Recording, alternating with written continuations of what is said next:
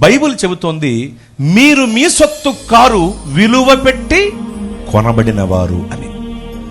పాపమనే దాస్యపు కాడి క్రింద నలిగిపోతున్నప్పుడు, పాపపు దాస్యపు శృంఖలములలో మనము చిక్కుకుపోయి ఉన్నప్పుడు, అధపాతాళానికి దిగజారిపోయే పరిస్థితిలో మనం కొట్టిమిట్టాడుతున్నప్పుడు, కోట్ల కొలది దూతలను, 24 పెద్దలను, 4 జీవులను, వాళ్ళందరూ చేసే స్తుతినాదాల ధ్వనిని, సమీపించరాని తేజస్సును, సమస్త అధికారములను, పరలోక మహిమను, సింహాసనంపై కూర్చునే భాగ్యాన్ని సమస్తమును విడిచిపెట్టి కేవలం మన కొరకు నరావతారిగా, శరీరధారిగా భూలోకానికి యేసు ప్రభువు వారు వచ్చి సిలువలో బలి అయి మన కొరకు రక్తమంతా కార్చి, ఈ రక్తము అనే క్రయధనంతో మనల్ని కొన్నారు. దేవునికి మహిమ కలుగునుగాక.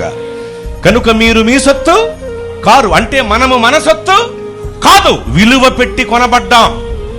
మనం మన సొత్తు కాదు, మనము విలువ పెట్టి కొనబడ్డాం.